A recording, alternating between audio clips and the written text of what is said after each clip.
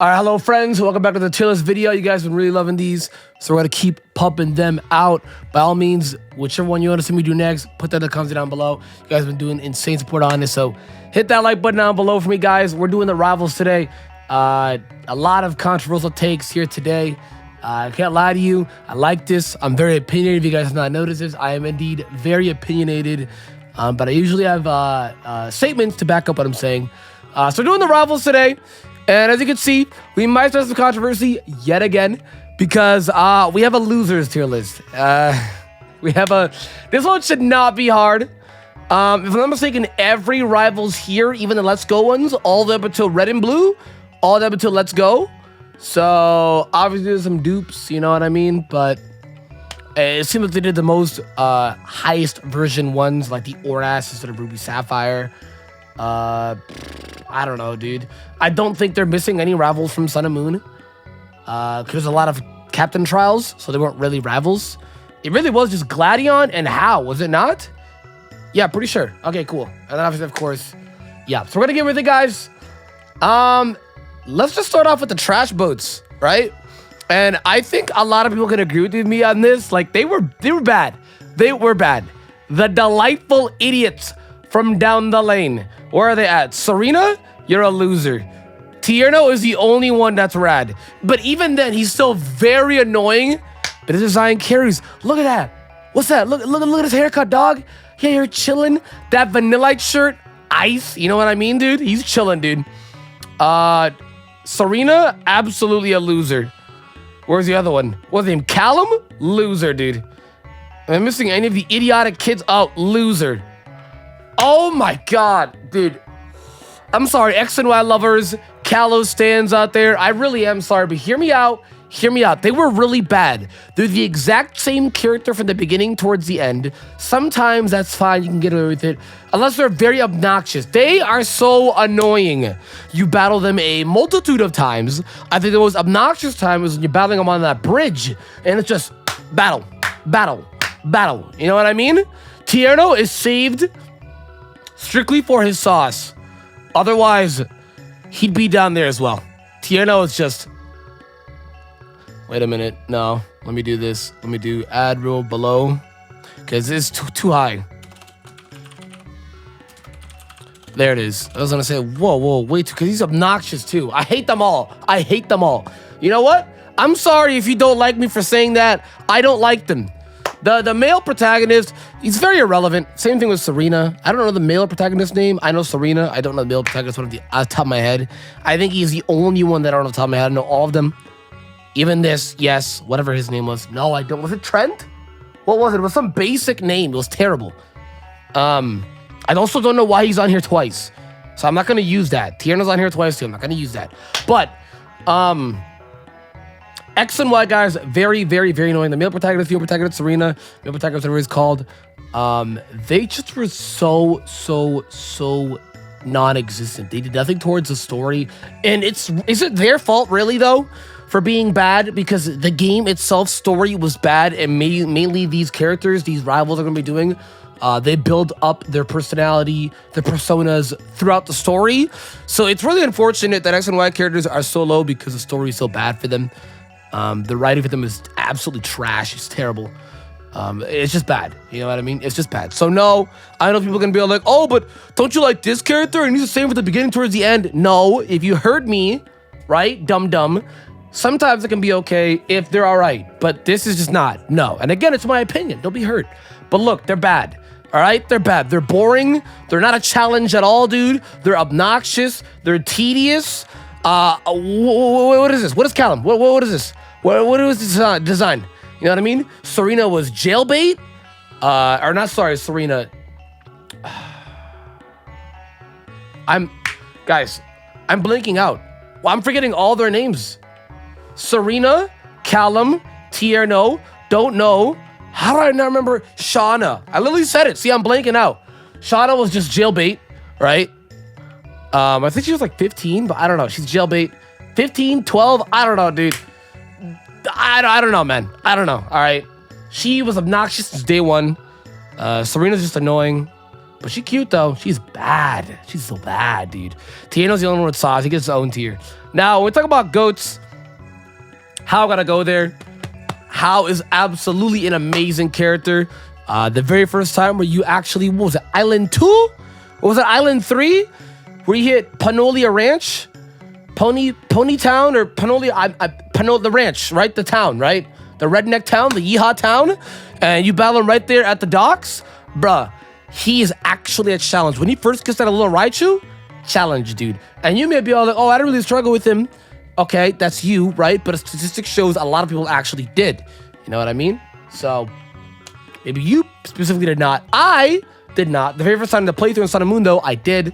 I wasn't ready. I wasn't leveled. That Rush did a lot of damage. He was Tauros, sauce. You know what I mean, dude? They actually give him a pretty good team. Plus, I like his character. Design also goes big into this too, guys. That's why Shauna and Callum are down there. Serena's design is amazing, but her character holds her down to losers. No. See, this is why we do these tier lists. This is why we do them. Serena really just got to be in her own tier list. I was like, wait a minute. She cute. You know what I mean? She cute. Serena got to be in her own tier list because she's just a cutie. You know what I mean, dude? This is why we're doing these tier lists. It changes my mind, you see? How? I'm stubborn. I want you to know this, guys. I'm definitely stubborn. It's a bad trait that I have, so I apologize, all right? How is definitely an amazing character, though. Amazing character, dude. I mean, his grandpa is freaking the kahuna, dude. Oh, my God. We stand Hala. A goat, man. You know what I mean, dude? I think How was an amazing rival. In Ultra Sun and Moon, he was really the best. You could tell from his facial expression right here. He's not as goofy. He's more serious. He's more family-oriented with respect. He's more respectable, more honorable. You know what I mean, dude? He actually has a motive. You know what I mean? He wants to not just blindly take over the kahuna. You know what I mean? Like his grandpa does, because that's what his grandpa wanted him to do. He actually wanted to become the champion and build merit. I think the Wizard King said that in Black Clover. Yes, I'm making a Black Clover essence, that it stuck so hard with me, right? You could say something as long as you want, right? But it doesn't matter if you can't prove it or back it up. Because at the end of the day, if you say something and you are absolutely right, and even if your real ones know you're right, the majority may not know that you're right, may not believe you, you know what I mean? May not believe in you, may not trust in you, all of that, you know what I mean? Build merit, prove yourself, you know what I mean? And How's all about that, and I love that, you know what I mean? I love that. That quote is stuck with me for life. I just never really know how to word it until Wizard King did it. That quote is godlike. I mean, do we need to talk about Blue? Who doesn't think Blue is a goat, dude? Like, this is free, man. Blue is a goat. He's a badass, you know what I mean, dude? He is actually a challenging rival. He's been a challenging rival since day one. He is easily one of the highest leveled rivals. Actually, correct me if I'm wrong. He is the highest leveled rival canonically throughout this entire list. If you do Fire, Leaf Green, Red, and Blue, mainly Fire, Leaf Green, Elite 4, he has 60s, middle 60s. You know what I mean? No other rival has levels like that. I know people are going to be like, oh, what about post-game Silver? Yes, he does, but that's post-game. What about post-game Sharon? Yes, that's post-game Sharon. You know what I mean? Like, we're talking main story, not post-game. You know what I mean? Main game, not post-game, right? Blue is the highest leveled one. He also doesn't have a type. He's just all out throughout diverse. I like that. I mean, generally, none of these rivals have types regardless. But I really like Blue. I mean, who doesn't like Blue? His character's amazing. His design's amazing. Also, I'm a little biased. I've read the manga, and he's absolutely amazing in the manga. He is nothing like the localized Gary that we got. The Gary, because, you know, Gary's based off him, but localized awfully. You know what I mean? He's nothing like that. Nothing, man. Blue's a goat. Blue's a goat. Amazing, dude. You know what I mean? He made me fall in love with Blastoise. Initially, I didn't really care about Squirtle like that when it first came out. I like Bulbasaur and Charmander. You know what I mean? I don't like Charizard, but I like Charmander. Charmander's just okay, you know? Charmander's adorable, you know what I mean? We saw it say it's adorable. But maybe Bulbasaur and Blue's a goat, you know what I mean, dude? So, I mess with it. I'm gonna put May in okay. She cute, but I feel like we all fell in love with May when we were kids, when we saw the anime, you know what I mean? Specifically for me, Sapphire in the manga, she's adorable. Sapphire and Ruby actually do get shipped. There is Pokemon shipping inside the manga. It's kind of crazy. Sapphire and Ruby do actually, they ship, they sail. You know what I mean? Read the Pokemon manga, guys. The rivals, much better in there than they are in the games and in the anime. Much better. Read it. That's why I make this list. It's probably gonna be one of the most important lists you'll ever see any YouTuber do for the rivals, because I read the manga, dude. You know what I mean? Not much read the manga. Don't know why, dude. A lot of people don't even know it exists. I don't know why. But Sapphire's cool. May's cool. You know what I mean? She's cool. You know, I can't lie. Cool design. Honestly, really, really cool design. Very sassy with that bandana. You know what I mean? Also, extremely difficult rival in one match. Everybody knows it. It's even so popularly difficult. It's so popular for how difficult it is, rather, that it is a meme everywhere. When you hit Slateport City and you're headed up to Mauville, underneath that cycling road bridge, bruh, she has... The game devs literally made that rival battle challenging. I know people can be like, oh, I didn't really. People that say that are the ones that juice up the starter and didn't touch anything else, dude. All right? But regardless, even if you did, to make it challenging, choose Grova. She's a Nummel. She's a Wingle as well, too, dude. So, Grova lovers, I'm sorry. You know what I mean, dude? You really hate to see it, dude, you know? She has a Nummel. She could potentially have a Nummel, a Wilmer, a Wingle, all these mons. A Makuhita, all these mons potentially to defeat whatever diverse core you have. The level spike is also real, dude. You know what I mean? The only poor part about it is, though, that Order did them justice by making them have evolved starters. In the canonical Ruby Sapphire Emerald, they do not have evolved starters. That was the worst thing ever. The last battle you do inside of... I'm blanking today. The last battle you do in Lily Cove, sorry, they don't have a fully evolved team. It's a level 34 starter. What is that? What is that? You know what I mean? So they have one challenging battle... And throughout the rest, they're relatively easy because after that, everything gets easier. So they're relatively easy after that. Now, come on, dog. See, I might get some hate for this. Like, Hugh is so cool. That design and how he acts do not match. It doesn't match at all. But in the manga, he's pretty cool, man. I can't lie. You know what I mean? He's a little bit more confident in the manga. It's so frustrating when I put him because I want to put him in rad, but at the same time, he irritates me so much, dude. If you play Black and White 2, he's crying all the time. He's crying, dude. You know what I mean? He is crying. And it's like, all right, you know what? I kind of like Deku. Sometimes tears I can mess with, right? No, he is obsessed over finding his sister's purloin.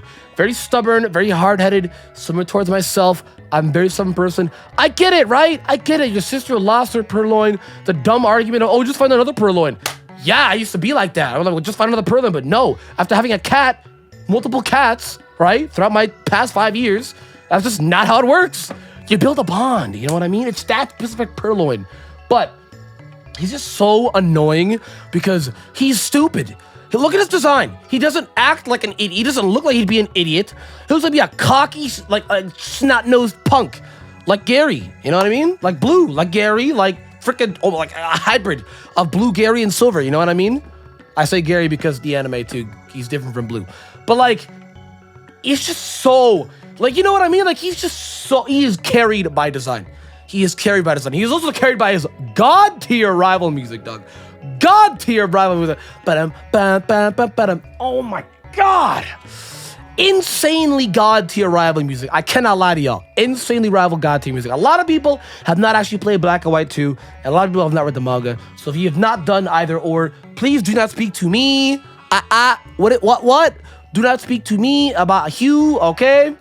I might get some controversy on this. I really will, because I know people will usually put Hugh like up here. They don't put him on the top tier, but they put him like right there. You know what I mean? So I might get some hate for that. I'm sorry. I really am. Gladion, an amazing character. He gets rad. Now I know what you're thinking. Oh my god, how do you complain about Hugh being emotional? Gladion is literally based off emotion. Yes, but Gladion's writing is pretty good, right? He has character development. Not a lot of rivals actually have that. They're generally the same, you know what I mean? That's why we like Blue so much, because Blue, first rival we ever got, has character development. He goes from an immature, inexperienced rival, right, that is constantly getting stronger, that becomes a champion, that becomes more confident, that isn't just half-assed and impatient. He starts to become more patient, more wise, you know what I mean? He's aware of the terrain, the decks, how to raise mine, you know what I mean? Gladion is like that as well, too. He becomes a stronger trainer. Obviously, he puts the bond between his Sovali, you know what I mean? Whereas talking about Sovali, you know what I mean? He builds a bond between his mother, the entire Federation, Aether Foundation, you know what I mean? To where he's literally going against everything that he was raised for, dude. And even then, while he's even a little bit emotional, you know what I mean? We start off with seeing very emotional, crazy kid, ends up becoming a little more tamed, to end up becoming insanely mature at the end of Sun and Moon. Insanely mature. at the end of Sun and Moon, where he leaves to go for Kanto to go help find a temporary cure for his mother, you know what I mean? And even Ultra Sun and Moon, Liligo leaves to go for Kanto, insane development for her, and he stays and takes over the foundation. He has really good character development. The only reason why he's not up there with Hao and Blue is because sometimes when he could be emotional, it could be a little annoying. Sometimes it can. Like, there are times where it's like, all right, dude, you know, your type null is literally built for this, you know what I mean? It's built for this job. It's built to, you know, bust these niggas and beat these ultra beasts, right? Right? Wrong. Savali's terrible. I feel like if, you know, if he probably had his Savali maybe challenge and take on an ultra beast, I feel like he'd be right up there and goated. You know what I mean? He would actually be up there and goated. Gladion is actually a little more cooler in the anime, but I just feel like if he was up there, he'd be goated for sure with the other two for free if we actually got to see Silvally pop off and actually face an Ultra Beast, you know what I mean? And I feel like that's really just he's hindered due to that flaw of the writing in Sun and Moon, you know what I mean? He's hindered by that. I feel like if Silvally actually took on an Ultra Beast, that'd be so cool, dude. Similar to how the Kahunas took on Ultra Beast. Bruh, I was sitting there like, everyone else sitting there like, bruh, Gladion is a whole Silvally. He's built for this. I don't know, man. I don't know. Brendan definitely goes in rad though. He's cool. Who doesn't like Brendan? You know what I mean? Amazing design. Like I said, challenging whatever. Like I said again, dude. The only thing that differentiates between him and May is amazing. You know what I mean? Actually, you know what? May goes up here. What am I talking about? The entire time I was like, wait a minute, that was an accident. Sorry about that. But regardless, the Oris rivals are cool. They go up there for rad, dude. I mean, what I gotta say? Both challenging. Both amazing designs, you know what I mean, dude? They have one challenging battle, so it doesn't say a lot, but they do the thing that's really convenient in Rivals, and they give you a sense of convenience, you know what I mean? So are they really a rival? They're more like at-home friends they're like friendly rivals, I guess, you know what I mean, dude? Versus Hao and Gladion, where Hao's like scuffed blue. Like, he's literally inspired by blue, he's scuffed blue. So I think that's cool. Barry, actual GOAT. I might get some controversy for this. I know, because people are like, yo, you don't like Hugh, but you like Barry? Dog, Barry is a GOAT, man. Barry is a GOAT, dude. I mean, from the moment we saw him, Barry was indeed a GOAT. My man is talking about fines, dude. He is consistent. That's the thing about Barry, is he is consistent. He is consistently strong. His team is juiced. Go on the wiki and check out his team. Dog, imagine if you chose a Torterra, you're out of luck, dog. He has Infernape, Staraptor, Snorlax. Dog, his team is juiced, dude. Definitely out of the plethora of the rivals we have here, definitely on the more challenging side of things. I put challenging in quotes because, to be fair, for being that guy, hardly any of these rivals are even in the boat of challenging outside of Blue. Blue's the only one that comes close to being challenged. I can't tell you how many times I went out against Blue in a champion battle. He is really the only one here that's challenging. If we're going to be that guy. But when it comes to the plethora, some gotta, you know, it's elimination, process elimination. Some gotta be up there, some gotta be down there, you know what I mean? And Barry is definitely up there, you know, definitely more challenging rival compared to the rest. Very good team, very diverse throughout the board, very consistent. He's kind of got sauce, I can't lie to you, dude. He's also what I like about him too, is he's a go-getter, and I like that, you know, similar to Blue and how they all have that, you know what I mean? Gladion, he doesn't really know he's a go-getter towards the end of the story, and then he gets it, you know what I mean? The Oris rivals are just, they're slaves to their dad, all right? So they're just, you know what I mean? Like, they're just slaves to their dad, they're Dex whores, that's what they're doing, you know? So, whatever, dude. But Barry, definitely a GOAT for sure, dude, definitely a GOAT for sure. I gotta put, first off, yeah, actually, you know what? He's so bad, I'm gonna put him there twice. He's so bad, guys. He can just own tier list. I don't think, what was his name? Trent? Was it Trent? I'm pretty sure it was Trent. He is terrible. He is so awful. Okay, so if you guys did not know this, obviously, he's 100% based off Blue. He is the Gen Z, I smoke vapes, I have an Apple Watch, I wear Yeezys in Supreme version of Blue, and Blue's a boomer, you know what I mean, dude? So, he's terrible, his design is awful, he is the least challenging rival across this entire board, and that's not really his fault because the game is made that way. That is, Let's Go is one of the easiest games on the planet, dude. Juice up your mons with candies and you win. It's free, dude. They also give you they also break Pikachu and Eevee. Free, dude. Actually free. You know what I mean? And you would think, oh, he has a broken Pikachu too, or an Eevee. Wrong. Very easy. Awful design. Sad excuse of a clone of Blue, and we don't need that in this world. We don't. I gotta give, you know what? Bianca definitely gets an okay. She's cool, she's cute, she's consistent, and she'll just becomes a professor's aide eventually down the line, so she's definitely got a brain on her. You know what I mean, dude? What I also like about her, too, is she actually had development. That's what I like. She actually had some really good development. Hugh did, too, kind of towards the end, but was it by much, and how long was it until he was like that? You know what I mean? Bianca starts off with the intention of development because she, quote-unquote, has an abusive father right out the get-go in Black and White 1. And she wants to prove to her father, hey, I can become a trainer. I can become a good trainer. Here's how, Dad. Bam. You know what I mean? And she, honestly, she did prove him. I'm not going to lie. Because a trainer isn't all about strength. Corny. So I like her. I can't front. Sharon, he's definitely cool, too. You know what I mean? Sharon's just okay. You know, he's cool. He is... How do I put this? He's like a... God, would this video get demonetized? Okay. He's... How do I get monetized on this video? He is the C word. There it is. Yes. The C word when somebody is obnoxious. That is him. In Black and White 1, you know, Black and White 2, I'm not even going to count Black and White 2 Sharon because he's irrelevant in Black and White 2. The only thing that's relevant about him is the gym leader. Otherwise, you hardly see him. And that's not his role. It's not his purpose. You know what I mean? So, sorry. He is more relevant in Black and White 1 than he is in Black and White 2. There it is. To say he's irrelevant would be an insult because he's the gym leader. So, yeah. But Black and White 1 Sharon... it seems like, and correct me if I'm wrong, guys, it seems like he's insecure of us as the trainer the entire time. You know what I mean? Like, he's unsure of if he can keep up, if he's strong enough. Why he compares himself a lot too.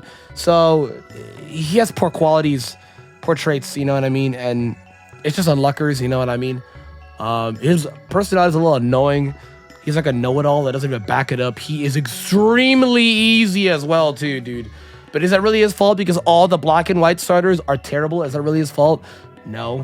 So, I don't know, man. Last but not least, though, Wally is definitely a loser. I'm sorry to my Wally fans, but come on, man. There's two sides of Wally. Either you like Wally or you don't. He is...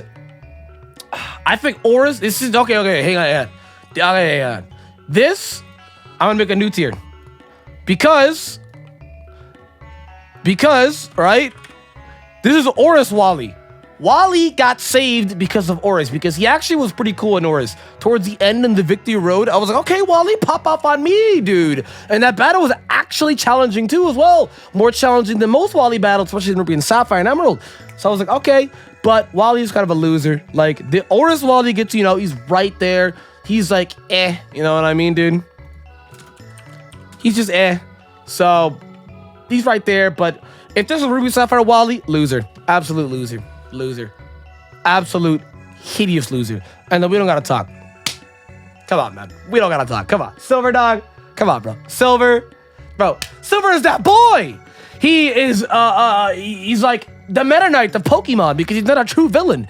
He's just misunderstood. You know what I mean? Silver is insanely misunderstood. You can tell off rip, especially... when you do the, I hate to say this, but DLC in Heart Gold, you know, you got to find out that you never had a father figure, and come to find out a father figure was Giovanni the entire time, a crook, a business cartel gang. So, Silver a goat, you know what I mean, dude? Silver is definitely a goat. These are the 4 goats of the apocalypse, you know what I mean? I think the closest that would actually get there is Gladion. Otherwise, this is the list, boys. You guys let me know what you think down in the comments down below. I'm sorry if I said any takes that bother you. I really am. It's just my opinion at the end of the day.